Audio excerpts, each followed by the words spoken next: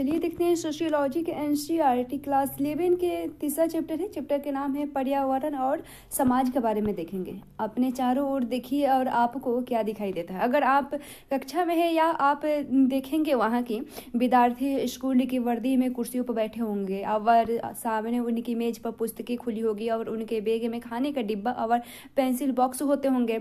कमरे की छत पर पंखा चलता होगा। और क्या आपने कभी सोचा है कि ये सभी वस्तुएं, स्कूल की वर्दी, फर्नीचर, बैग, बिजली इत्यादि कहाँ से आते हैं?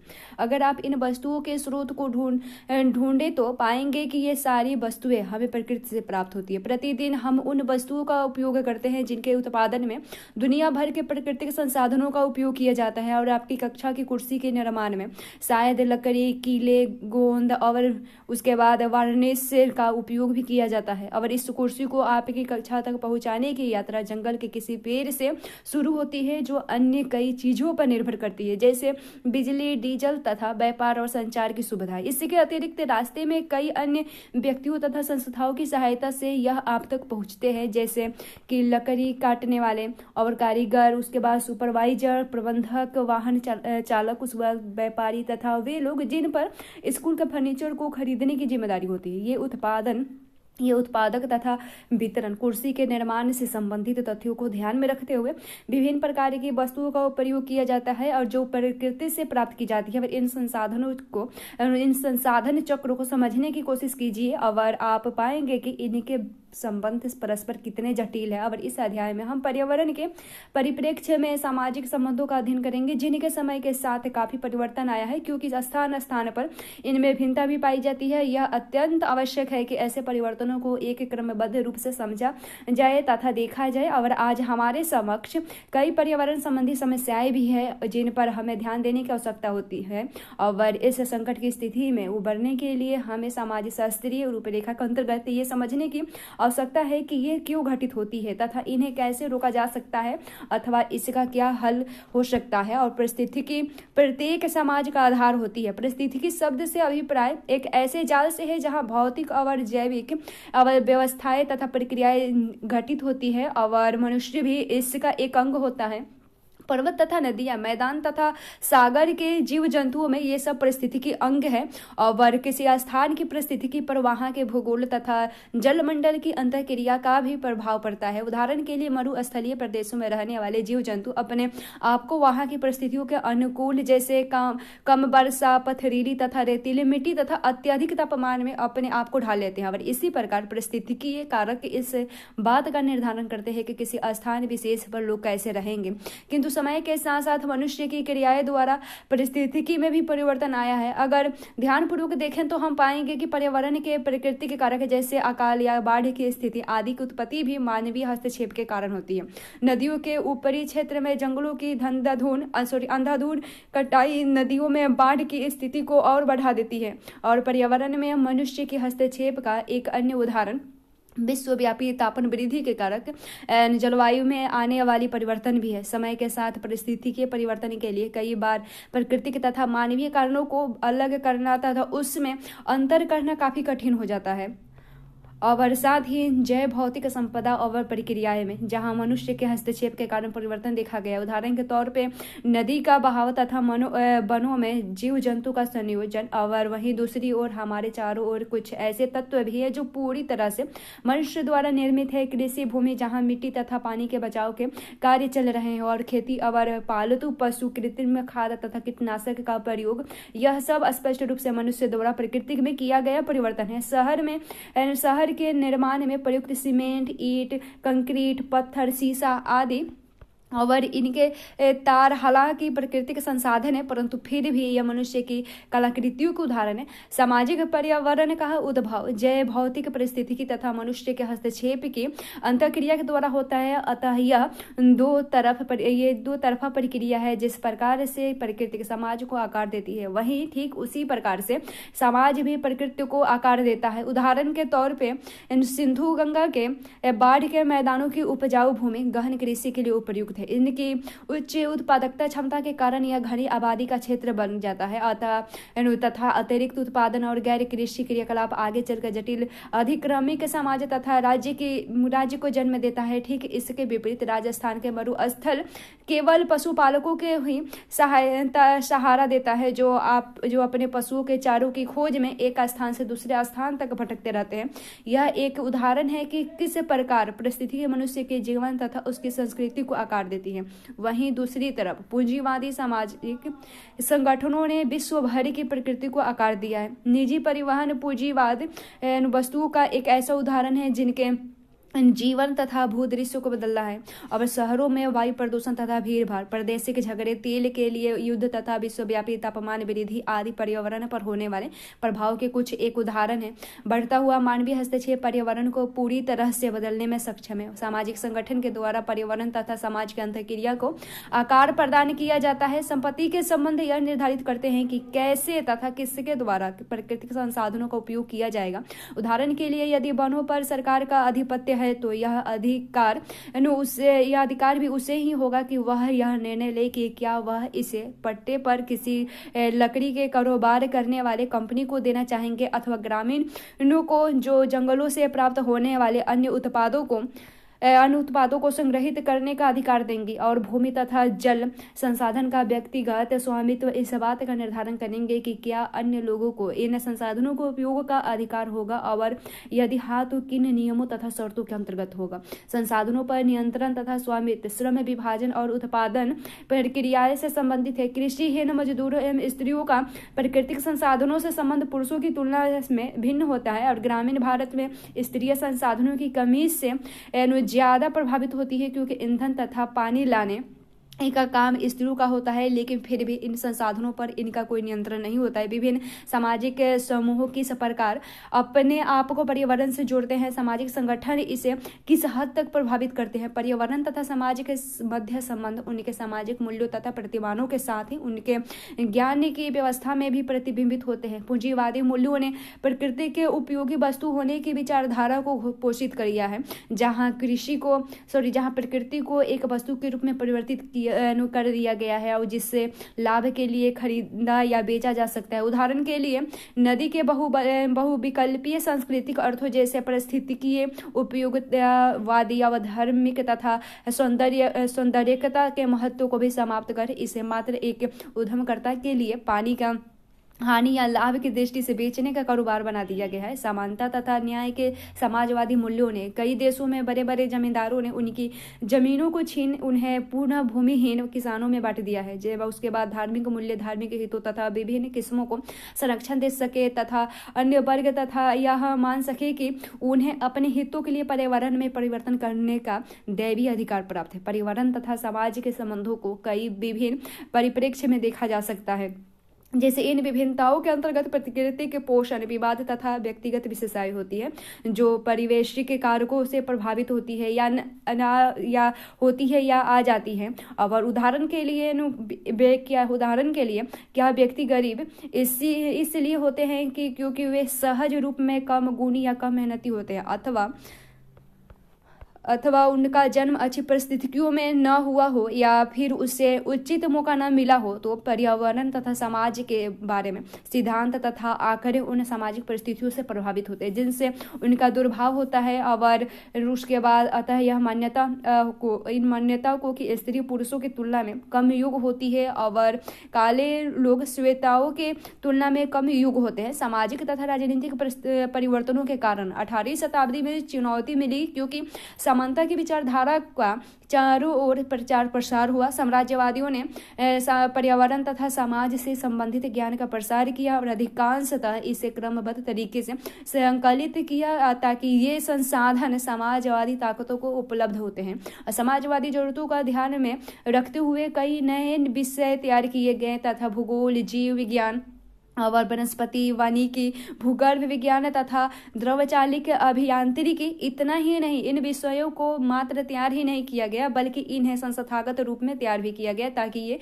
साम्राज्यवादी आवश्यकताओं के लिए प्राकृतिक संसाधनों के प्रबंधन को आसानी बना सके। और पर्यावरण प्रबंधन हालांकि एक कठिन कार्य है। हमारे पास इन जैव भौतिक प्रक्रियाओं के पूर्वानुमान तथा उसे रोकने के बारे में अधिक जानकारी नहीं है। इसके साथ ही साथ पर्यावरण के साथ मनुष्य के संबंध और अधिक जटिल हो गए।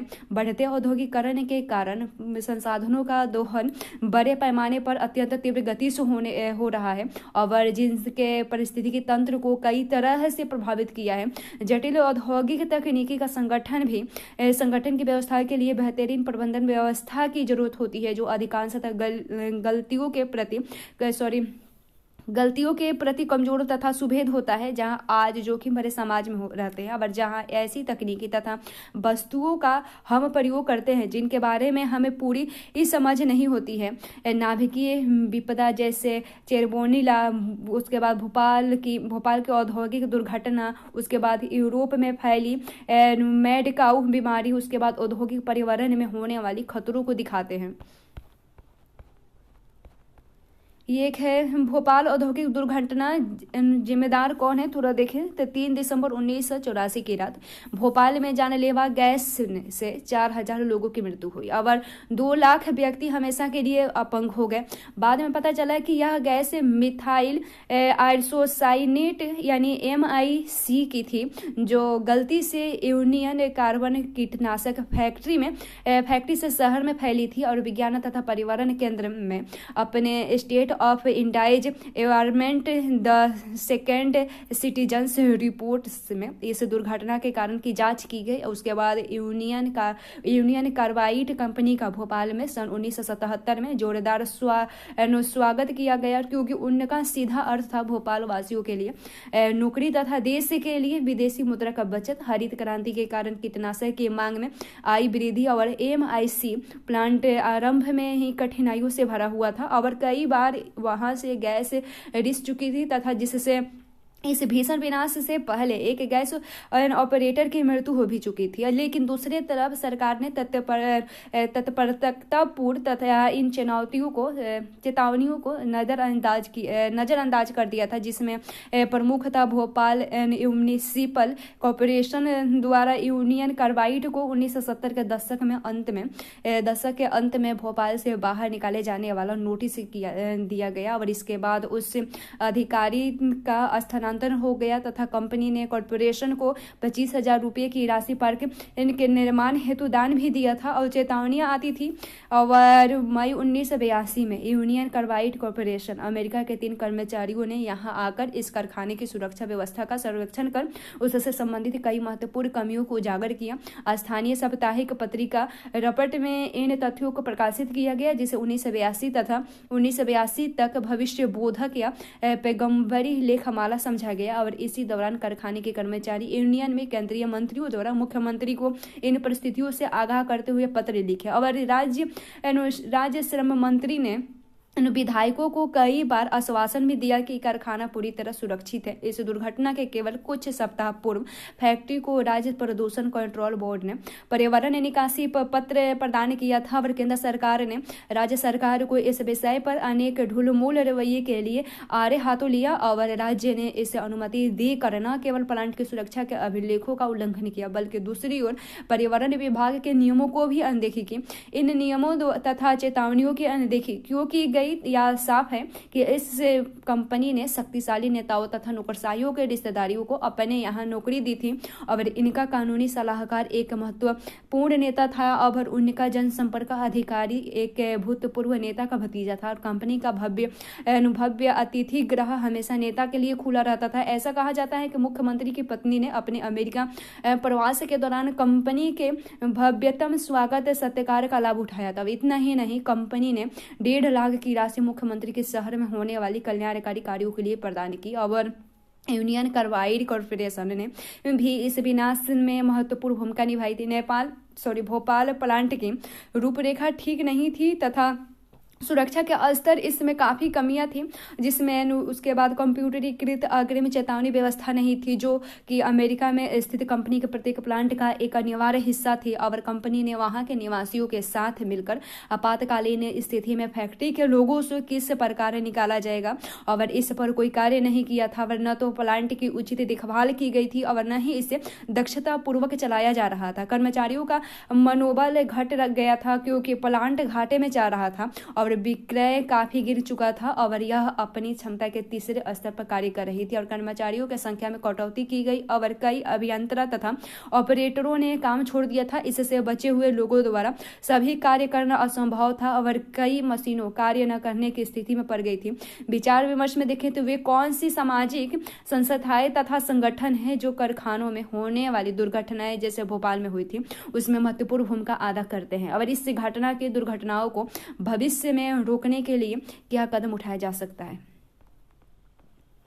इस पर सोचिए, विचार कीजिए। और उसके बाद देखते हैं पर्यावरण की प्रमुख समस्याएं और जोखिम के बारे में। वैसे तो पर्यावरण से संबंधित समस्याएं प्रत्येक देश तथा परिप्रेक्ष्य में बदलती रहती है, लेकिन निम्नलिखित समस्याएं जैसे कि इन्हें जिन्हें सार्वभौमिक रूप से स्वीकार किया गया है, जैसे वे है संसाधनों की अनुच्छिन्नता यानी कमी, संसाधनों की कमी। चलिए देखते हैं संसाधनों की छिन्नता में अस्वीकृत प्राकृतिक संसाधनों का प्रयोग करना पर्यावरण की एक गंभीर समस्या है। वैसे तो आज दिन जैव ऊर्जा मुख्यतः पेट्रोलियम की कमी के समाचार पत्रों में दिखाई देती है, लेकिन ध्यानपूर्वक देखा जाए तो पानी तथा भूमि में छिन्नता बहुत तेजी से गति से आ रही है और या यूं कहे कि वे समाप्ति के कगार की तरफ तीव्र गति की से बढ़ रही है और भूजल के स्तर में लगातार कमी वैसे तो पूरे भारत में है, परंतु मुख्य रूप से पंजाब, हरियाणा और उत्तर प्रदेश में स्पष्ट देखी जाती है, जहां पानी हजारों लाखों साल से लगातार जमा होता रहा है। कुछ ही दशकों में कृषि उद्योग तथा शहरी केंद्रों की बढ़ती मांगों के कारण खत्म होता जा रहा है। नदियों के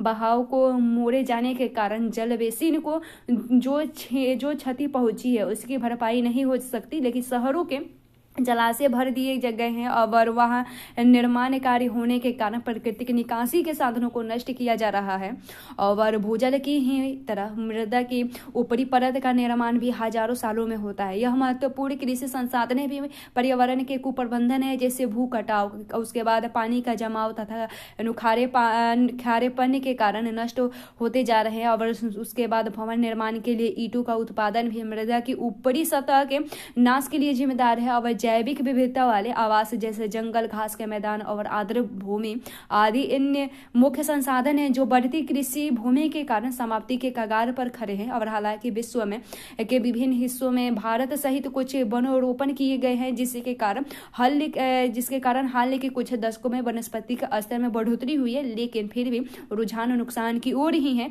और इन आवासों की बढ़ती कमी कई वन्य जीवों की किस्मों के लिए भी खतरा है। और अपने हाल ही में सुना होगा कि इतने सख्त कानून तथा इतने बड़े अभयारण्यों के बावजूद बाघों की जनसंख्या में गिरावट क्यों आ रही है।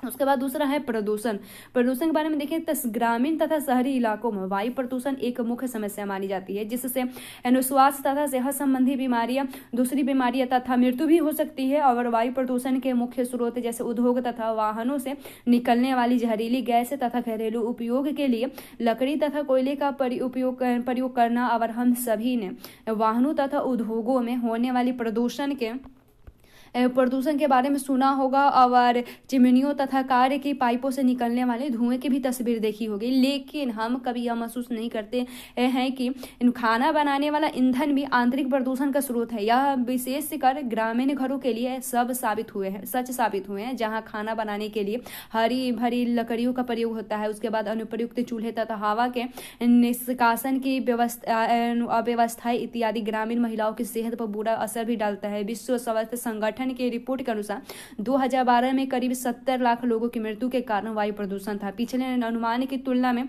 यह आंकड़ा दुगुना है और इस बात की पुष्टि करता है कि वायु प्रदूषण अब दुनिया का एकमात्र पर्यावरण संबंधी स्वास्थ्य जोखिम है और वायु प्रदूषण को कम करने से लाखों लोगों का जीवन बचाया जा सकता है।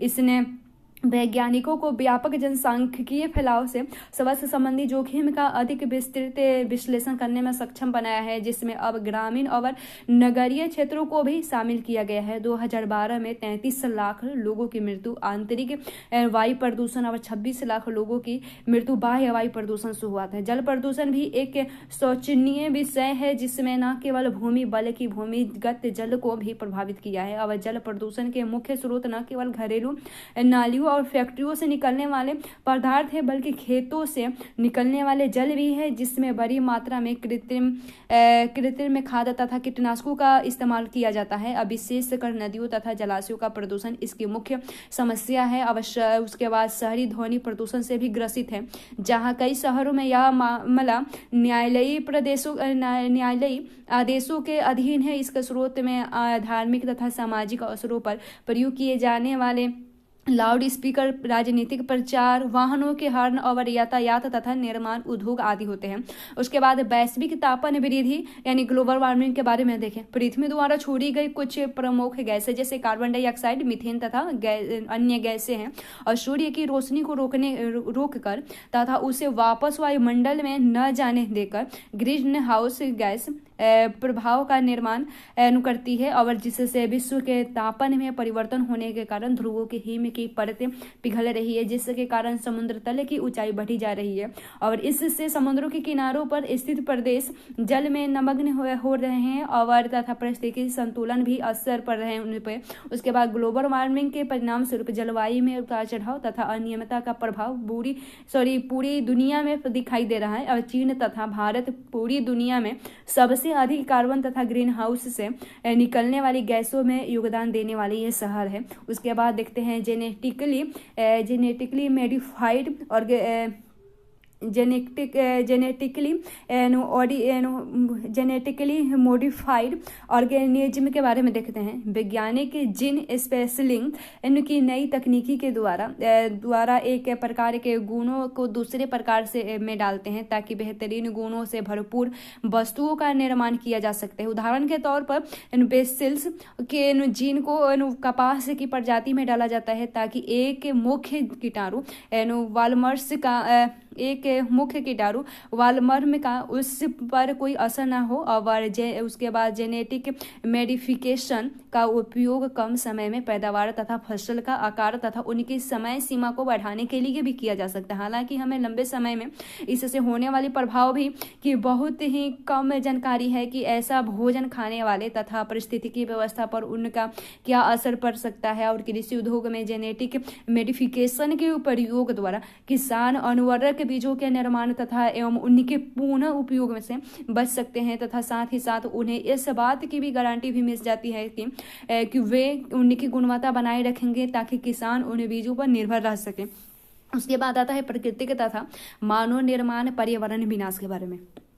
यह आपने अपने पूर्ण रूपेण समझा जा सकने वाला एक कारण है, जिसमें 1984 में भोपाल आपदा, जिसमें यूनियन कार्बाइड फैक्ट्री से गैस रिसने के कारण 4000 व्यक्ति की मृत्यु हुई थी, और 2004 का सुनामी मानव निर्मित पर्यावरण आपदा के उदाहरण है। और उसके बाद पर्यावरण की समस्याएं, सामाजिक समस्याएं क्यों है, तो सामाजिक पर्यावरण की समस्याएं सामाजिक असमानता के लिए कार्य करने वाली विभिन्न समूहों को किस प्रकार प्रभावित करती है। सामाजिक परिस्थिति तथा शक्ति बहुत कुछ इस बात पर निर्भर करती है कि व्यक्ति अपने आप को पर्यावरण की आपदाओं से बचने या उस पर विजय प्राप्त करने के लिए किस हद तक जा सकता है। और उसके बाद कुछ परिस्थितियों में उनके समाधान वास्तव में पर्यावरण की असमानताओं को बढ़ा देते हैं। और गुजरात राज्य के कुछ जिलों में, जहां खेतों में उपजी नकदी फसलों की सिंचाई के लिए भूजल प्राप्त होते हुए करने हेतु काफी धन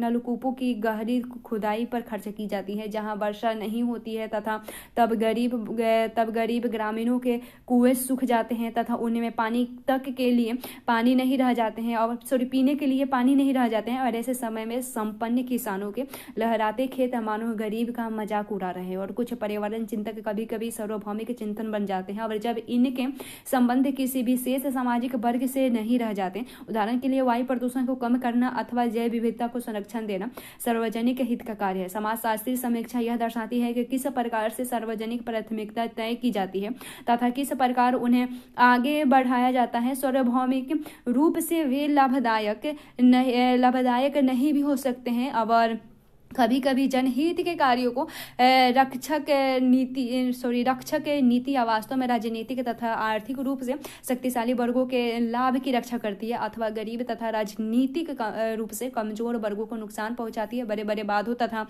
उनके आसपास के संरक्षित प्रदेशों से संबंधित वाद विवाद से पता चलता है कि जनहित के रूप में पर्यावरण बहस का एक ज्वलंत मुद्दा है। और सामाजिक परिस्थिति की विचारधारा यह बताती है कि सामाजिक संबंध मुख्य रूप से संपत्ति तथा उत्पादन के संगठन पर्यावरण की सोच तथा प्रयासों को एक आकार देते हैं और विभिन्न सामाजिक वर्ग भिन्न प्रकार के पर्यावरण संबंधी मामलों को देखने तथा समझते हैं। और वन्य विभाग जो ज्यादा से ज्यादा राजस्व प्राप्त करने हेतु अधिक मात्रा में बांस का निर्माण उद्योग के लिए करेगा, वह इसे बांस के टोकरे बनाने वाले कारीगरों के बांस के उपयोग में भिन्न रूप से देखेगा और इस अर्थ में कि उसका दृष्टिकोण कारीगर के दृष्टिकोण से अलग होगा। हालांकि दोनों बांस का प्रयोग कर रहे हैं, उनकी अपनी अपनी रुचियां तथा विचारधाराएं पर्यावरण संबंधी मतभेद उत्पन्न कर देते हैं। और इस अर्थ में पर्यावरण संकट की जड़ें सामाजिक असमानताओं में देखी जा सकती है। इस प्रकार से पर्यावरण संबंधी समस्याओं को सुलझाने का एक तरीका पर्यावरण तथा समाज के आपसी संबंधों में परिवर्तन है और इसका अर्थ है कि विभिन्न समूहों के बीच संबंधों में परिवर्तन, पुरुष तथा स्त्री, ग्रामीण तथा शहरी लोग और जमींदार तथा मजदूर। हालांकि सामाजिक संबंधों में परिवर्तन विभिन्न ज्ञान व्यवस्थाओं तथा विभिन्न ज्ञान तंत्र को जन्म देगा जो पर्यावरण का प्रबंधक सुचारू रूप से कर सकेगा। और यह शताब्दी रूप से सामाजिक परिस्थिति की सामाजिक कैसे हैं, इन बात की समझ में हमने जिन तथ्यों को नजरअंदाज किया है, वास्तव में आज की परिस्थिति से संबंधित सारी समस्याएं वहीं कहीं न कहीं गहरी दबी सामाजिक समस्याओं से उत्पन्न होती है। आज की परिस्थिति की समस्याएं तब तक नहीं समझी जा सकती जब तक हम दृढ़तापूर्वक इन समस्याओं को सामाजिक ढंग से दूर नहीं कर लेते और तब तक सुलझाना तो दूर की बात है। इस बात को और बेहतरीन तरीके से समझने के लिए उसके बाद आर्थिक निर्जातीय, सांस्कृतिक और लैंगिक मतभेद तथा अन्य बहुत से कारणों के साथ आज हम जिनके समस्याओं का सामना कर रहे हैं, पर्यावरण की व्यवस्था उनके केंद्र में स्थित है और उनके अतिरिक्त उनमें से भी जो कि प्राकृतिक विपदाओं के कारण उत्पन्न होते हैं। और उसके बाद मुरेर कुबचिन और राजनीतिक, दार्शनिक तथा सामाजिक परिस्थितियों संस्थाएं के संस्थापक हैं। और उसके बाद सतत विकास के बारे में देखें, परिस्थितिकी और अर्थव्यवस्था के बीच एक जटिल संबंध रहा है, लेकिन एक बात निश्चित है कि जब तक दोनों के बीच संतुलन नहीं होगा तब तक मानवता का भविष्य बेरंग ही रहेगा। पिछले 300 सालों से जिस तरह से आर्थिक विकास ने प्रकृति को नियंत्रित करने और जनसंख्या के एक वर्ग को लाभ पहुंचाने के लिए बेरहमी से उसके शोषण पर जोर दिया है, उसने हजारों वनस्पति तथा जीव जंतुओं की प्रजातियों के विलुप्त होने की संभावना बढ़ गई है और गैर नवीनीकरण ऊर्जा के प्रयोग पर जोर और बड़ी संख्या में नई नस्लों की शुरुआत के कारण और औद्योगिक दुनिया की बढ़ती मांग को पूरी करने के लिए परिस्थिति के क्षेत्र में बहुत तबाही हुई है। दुनिया भर में चिंता बढ़ रही है और यदि प्राकृतिक संसाधनों की कमी और जैव विविधता के विलुप्त होने की वर्तमान गति कुछ समय तक इसी तरह चलती रही है तो भविष्य में आने वाली पीढ़ियों को इसकी कीमत चुकानी होगी। और सतत विकास वह विकास है जो भविष्य की शुरुआतों को पूरा करने के लिए भविष्य की पीढ़ियों की क्षमता को जाने बिना वर्तमान की जरूरतों के साथ समझौता करता है। इसमें दो प्रमुख अवधारणाएं शामिल है। जैसे जरूरतों की अवधारणाएं विशेष रूप से दुनिया के गरीबों की आवश्यक जरूरतें जिनके अतिरिक्त प्राथमिकता दी जानी चाहिए उन्हें और उनके वर्तमान और भविष्य की जरूरतों को पूरा करने के लिए पर्यावरण की क्षमता तथा औद्योगिक और सामाजिक संगठन को राज्य द्वारा लगाई गई सीमाओं पर विचार करना चाहिए। और आज पूंजीवादी विकास का आधार खपत है। नई चीज़ों को लागू करने के लिए पुरानी चीज़ों को नष्ट करना होगा ताकि लोग लगातार नए औद्योगिक उत्पादनों का उपयोग करें। और दुनिया में असमानता बढ़ रही है। विकास और आर्थिक समृद्धि की मात्रा कभी भी पर्याप्त नहीं होती है, और क्योंकि उसके बाद क्योंकि आकांक्षा कभी समाप्त नहीं होती। इसका मतलब यह है कि गरीब लोग हमेशा हाशिए पर रहते हैं क्योंकि उन्होंने अभी तक अपनी कोई श्रेणी नहीं बनाई है। और उसके बाद बहादुरों, इस नई दुनिया में ऐसी विफलता के लिए अब कोई जगह नहीं है। और इस यह युगतम के अस्तित्व के बारे में, अब जिस तरह से डार्विन इस बारे में पागलपन की हद तक चला गया है, यानी असहिष्णु क्यों नहीं होनी चाहिए। और सुनीता रामायण जो रिपोर्ट है, Sunita Ramayan down to earth में 25 जनवरी 2016 से लिया गया है। और हम एक असमान दुनिया में रह रहे हैं जहां हम संसाधनों और अवसरों पर नियंत्रण करना चाहते हैं, और जहां सामाजिक स्तरीकरण को मौजूदा व्यवस्था में जहां लोगों को पहले से ही उपलब्ध संसाधनों और अवसरों के अधिकांश भागों को नियंत्रित करने के असमान अवसर दिए जाते हैं। हमें दुनिया को न केवल खुद के लिए अपितु आने वाली पीढ़ियों तक के लिए सुरक्षित रखना है। और हम न तो वर्तमान की ज़रूरतों से और न ही भविष्य की ज़रूरतों से अनजान हो सकते हैं। और हमें ऐसे समाज का निर्माण करने की आवश्यकता है जहां लोग समान हैं, और जहां संसाधनों का न्याय संगत वितरण होता है, जहां लक्ष्य समावेशी विकास होता है, लेकिन वह जो समावेशी है परंतु अनन्य नहीं है, वही हमें अस्थायी बना देगा। और इस तत्वों के प्रकाश में संयुक्त राष्ट्रों के 193 सदस्यीय राज्यों के साथ वैश्विक सिविल सोसाइटी ने एक विचारशील प्रक्रिया के माध्यम से इसका नेतृत्व किया, और 17 भूमंडलीय लक्ष्यों के साथ सतत विकास के 96 लक्ष्यों का विकास किया। और इस लक्ष्यों के भूतपूर्व संयुक्त राष्ट्र महासचिव बान की मूल में अपनी भावनाओं में व्यक्त किया और कहा कि कोई प्लान बी नहीं हो सकता क्योंकि कोई भी ग्रह नहीं है।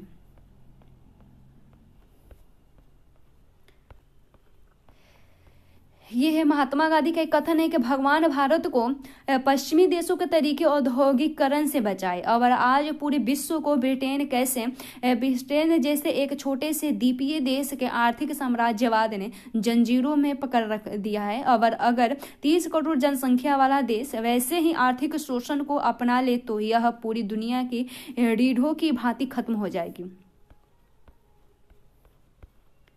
फिर एक कथन है कि पिछले 6 वर्षों की रिपोर्ट को देखने से पता चलता है कि आंध्र प्रदेश, कर्नाटक और महाराष्ट्र के हजारों किसानों ने कीटनाशक पीकर आत्महत्या कर ली थी। और आखिर वे उसका कारण क्या है जिनकी वजह से उन्होंने किसानों जो अपने व्यक्ति हैं और जो ऐसे व्यक्ति हैं जिन्हें कृषि की अनियमितताएं विरासत में मिलती है, उन्होंने इस तरह के उग्रतम कदम उठाए थे। और पत्रकार पी साईनाथ की खोजबीन यह दिखाती है कि किसानों की चिंताजनक स्थिति के लिए मुख्यतः 2 कारण उत्तरदायी हैं। पहला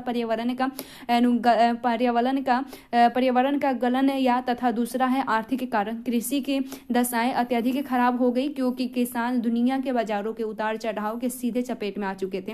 और इनकी सरकार द्वारा छोटे किसानों को दी जाने वाली सहायता मुक्त बाजार नीतियों के तहत कम होती जा रही है। कपास की खेती करने वाले किसानों के लिए यह फसल ज़्यादा जोखिम में ज़्यादा लाभ की स्थिति में आ गई है। और कपास की सिंचाई की आवश्यकता होती है, लेकिन इसमें कीड़े लगने की संभावनाएं सर्वाधिक होती है। अतः कपास की खेती करने वाले किसानों की सिंचाई तथा कीटनाशक से पूंजी लगने की आवश्यकता होती है। ये दोनों ही वस्तुएं अब आने वाले समय में काफ़ी कीमती हो गई है।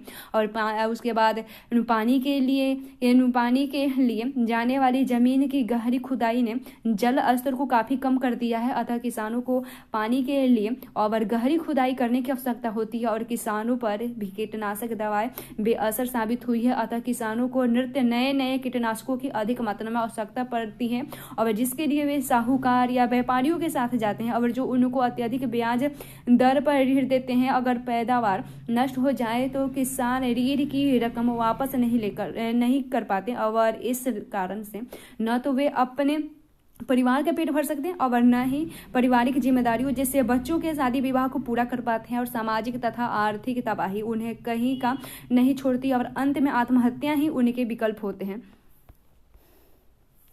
उसके बाद विचारधारा विमर्श के बारे में, पानी की कमी प्राकृतिक है या मानव निर्मित, किन सामाजिक कारणों से तय होता है कि उसे विभिन्न उपभोक्ता में कैसे वितरित किया जाए, पानी को इस्तेमाल करने के लिए विभिन्न तरीके कैसे विभिन्न सामाजिक समूहों को प्रभावित करते हैं। जैसे जैसे नगरों का विस्तार होता जा रहा है वैसे वैसे स्थान के लिए मतभेद और बढ़ते जा रहे हैं।